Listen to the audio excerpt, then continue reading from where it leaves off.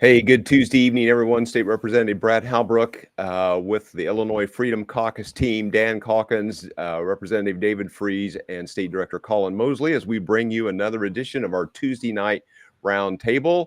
And hopefully we are live and in demand for future replay, and share and like and follow and subscribe as always. So with that, gentlemen, welcome to the roundtable. What's going on, Dan Calkins? Well, fortunately, we had some big storms rip through here. Well, watching a little bit of the convention. Exactly. And Representative Freese, Southwestern Illinois, what's going on in your neighborhood?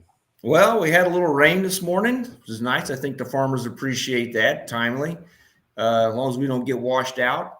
And hopefully the weather's going to turn. It's been 90 degrees plus and 100% humidity, absolutely miserable if you're outside. Right.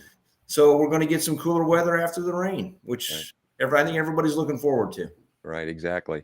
And State Director Colin Mosley, give us an update. What have you been working on? And then we'll get into this week's agronomic report, and then we'll get right into our slides. So with that. Well, same as David, it's nice to be a little cooler, a little more damp here. We're getting ready here in Clay County for our county fair next week. So animals will start rolling into the livestock barns probably tomorrow. Campers will start showing up. And so we're in for a wild ride the next week and a half for the Clay County Fair. Exactly. Yeah. So we had significant rainfall in the previous 24 hours. I know there was some winds around. I don't know that all the reports are in yet, but I think north and east in Illinois and maybe northern Indiana suffered some damage. But wow, we had 3 inches of rain here in the past 24 hours, which adds on to the 4 inches that we got early in July there by the 4th of July. So crops are at a crucial point, and I think it's going to be really, really helpful. It should make lots of bushels at this point. Prices are falling apart, but it looks like we're going to have a lot of grain if we can get it to the bin at this point. So it's got great prospects. And that concludes today's agronomic report. So with that, gentlemen, let's get into our slides and see if we can make the technology work here. I'm going to make one other adjustment. Let's try that. Okay. I don't know if I like that either. Let's go back to this. So with that, there we go. Let's try that. So tonight we are going to talk about the shot that was almost, the attempted shot. The almost assassination attempt on Donald Trump Saturday afternoon, and an update from Milwaukee. So with that, let's see if I can make this work to get to our next slide. And Colin, it may be up to you. There we go. Saturday night, I was on the way to a parade. I don't know, gentlemen, I started getting text messages. I'm sure you were all a part of that loop. Unbelievable happening Saturday night in Western PA. Yeah, I was actually outside doing some yard work, and my son came running out and said, "Hey, Trump's been shot." I said, "What?" And he said a buddy his found out via Instagram or something, and I was like, "That cannot be true." I just could not believe it. Obviously, went in, turned the news on, and yeah, sure enough, it's absolutely unbelievable. Right. Well, just the idea that, I mean,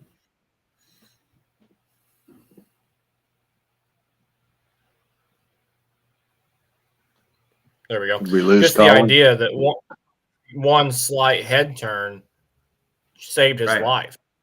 Mm-hmm. I mean, I was walking into a restaurant. I had a class reunion Saturday night, and they had it on the TV, and I'm walking by the TV as the shots went, pop, pop, pop.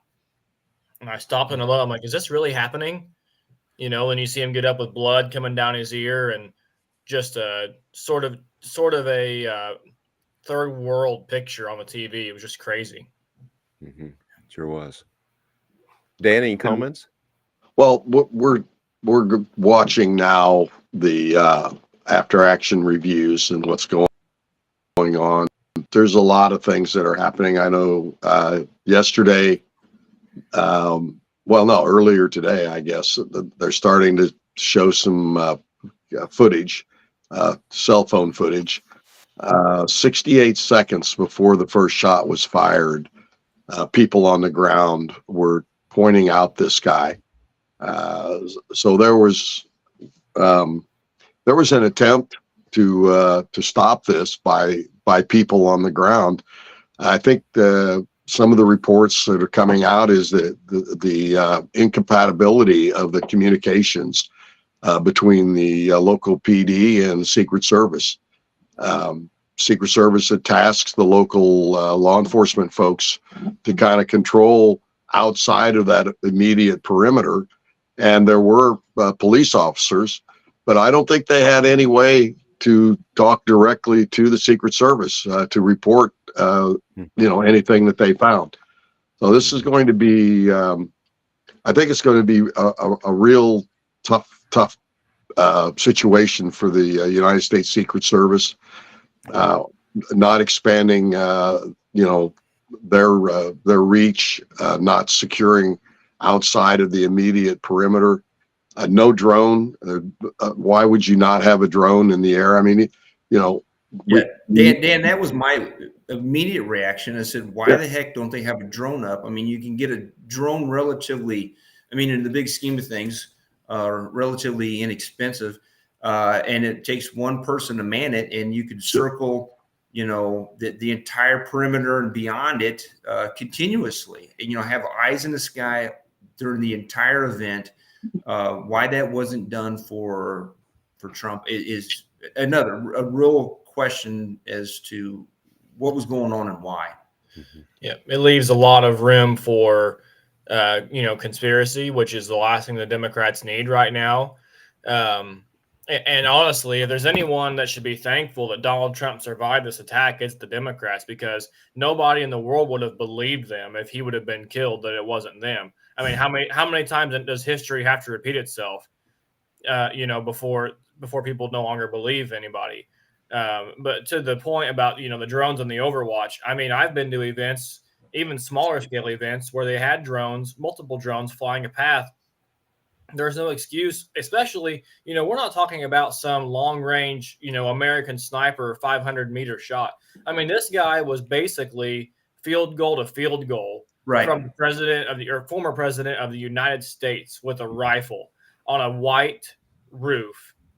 And, Overwatch. And of course, then you have the rumors as well that the sniper asked for clearance to fire and was waiting for confirmation. And to the point about communications, I mean, just in my, the time that I spend in law enforcement part-time, I mean, I know that communications are difficult, but that's why you have a command center. My radio may not talk to Secret Service, but it's going to go to a guy in the command center that's going to holler at their team.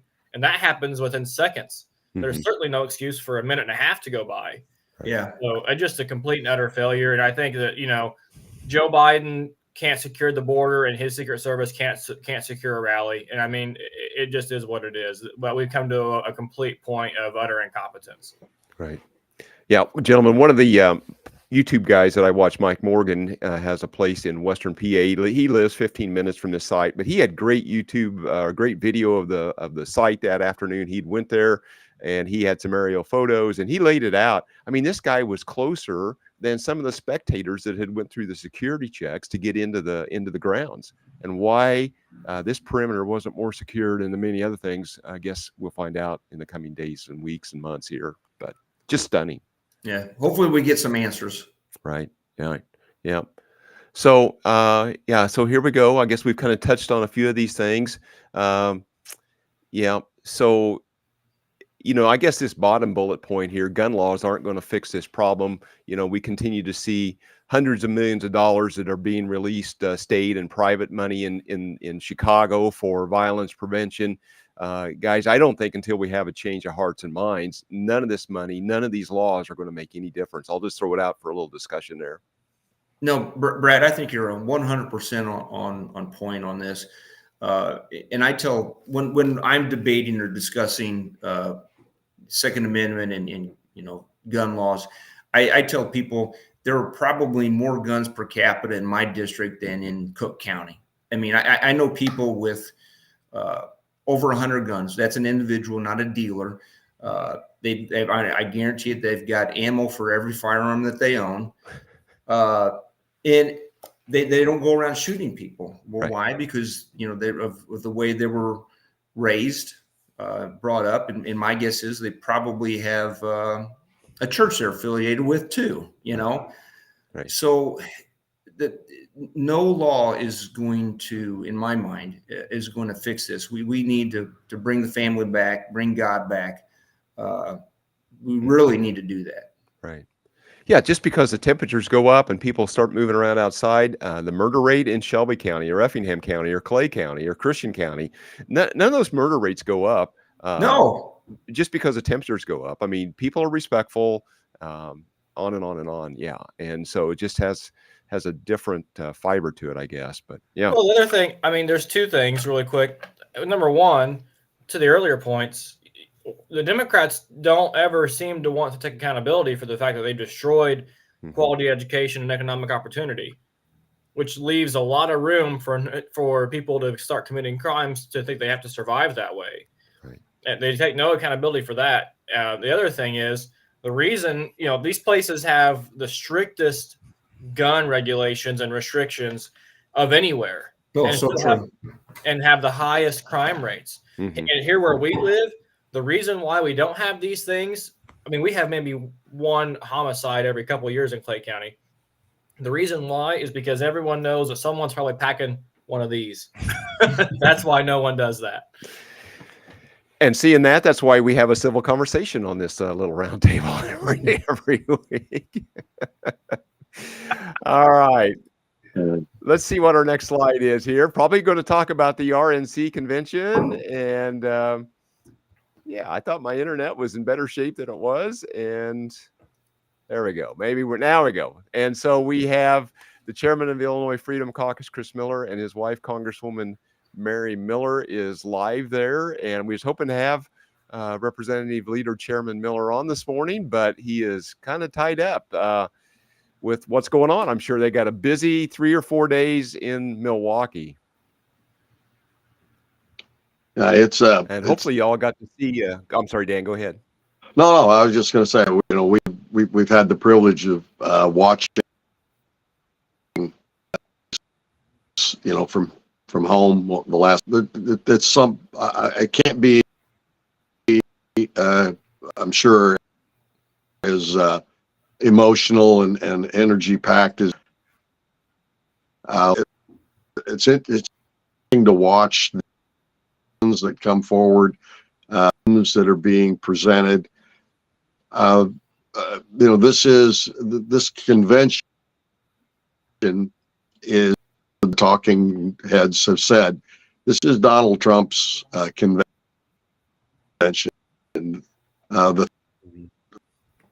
The campaign that we're going to see the next several months, and played out well. People that are being shown on TV are supportive of these things. It was interesting. I think it's going to be somewhat controversial. It was interesting. Head of the Teamsters addressed the convention. Yeah. It was kind of strange, but yet each of the Republicans, working men and women of this country. I know here in Illinois, to let people know who is actually working. It's not the Democrat Party anymore. They're the elites, big, huge tech industry and entertainment industry. And I think this country are not a party anymore. And there's a group of folks, the conservative, are actually care about jobs, safety, the family, taxes for the average working person. And that's what we're seeing at this convention. Yeah. If you belong to the union, your gas prices are going up, your grocery bill's going up. If you're a newcomer to a trade, It's harder to get a mortgage. Cost of living across the board is going up, and union members are not exempt. So they're feeling it, and I think they'll hopefully blame the party that is the cause of all this, and that's the Democrat Party. Right. Yeah, and their kids aren't getting a good education either, David. I mean, true, right? So their children's future. Right. And that's over the next 4 or 5 months. Right. Yep. Well, hopefully 12 years. Right. Right. Hey, gentlemen, so you'll be able to catch. Yeah, well, you're just a young guy, Dan. You got a lot of time to watch all this unfold over the next. So anyhow, hey, we're going to take our show on the road again in August. Going to be in kind of northwestern Illinois, Carroll Stream on the 6th, and Will County on the 13th. Colin, I believe these are going to be like probably a 6 p.m. start time. Yeah, I believe so. Either 5:30 or 5:30 in Will County, I think, is when doors open, and then Carroll Stream will be at 6 p.m. So, okay, good. And to that point, when the details become official, they can find us on our website and Substack. I want to subscribe to that. Colin, anything you want to say about that? It's a good place to get your information from. Exactly. So with that, any closing comments? And real quickly, as we wrap this up, and appreciate everybody taking time to join in. Representative Freeze. Yeah, just very grateful and thankful that Trump survived. I mean, it's very scary. Cannot imagine. Exactly. Dan? I'm not sure Dan survived. Well, I think history will show. Am I okay? Mm-hmm.